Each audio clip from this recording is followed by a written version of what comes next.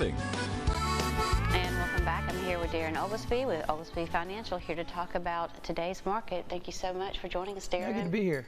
It seems like the stock market indexes are up, mainly due to a few companies. What are your thoughts on that? It's been a weird year. It's been a really good year to make money in the market, but it really has been crowded into really the top 13 weighted companies in the broad market. If you took those, with those 13 companies, the indexes are up about 13%, but if you took those 13 companies out, the rest of the companies, the 487 companies remaining in the S&P, are slightly negative for the year. So if you weren't in those, top 13 companies, you didn't make a whole lot of money this year, so far anyway.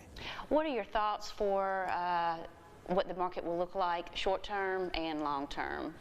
Well, if you go back and use history, if the rest of the year, goes back and repeats history, we're set up for a pretty good second half of the year. I think statistically, when you look at where we are right now, going back the past 50 years, the second half of the year's averaged a positive rate of return of 8%. We do think, though, the economy is about to slow down, but the economy and the stock market don't always perform hand in hand, and we think this fall could be a period like that where the economic news gets negative, but the market looks through that and could actually rally through that at the same time the economy is getting weaker and weaker. What advice do you have for someone who wants to invest their money, but they're not sure if now's a good time to get into the stock market? Well, we think the second half of the year is going to be a little bit different than the first half. It's highly unlikely, based off history, that the same 13 companies will do the same in the fall. We believe that money will flow, not necessarily out of those companies, but new money will flow to other areas that have missed the boat so far this year. So we think the second half will end positive, but we think it'll be in different areas in the first half. So the thing to do there would be to make sure that you're diversified enough to be in those other companies. You're not crowded like everybody else in the only companies that made money the first half of the year, because we think history shows that things will be different the second half, and we believe it. Any reason why it's the same 13 companies?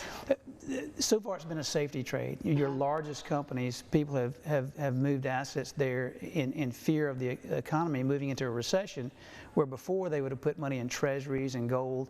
They didn't do that this time. They were moving into large, huge companies that they did not have a fear about going down as much. It's not necessarily that they put money there for them to go up.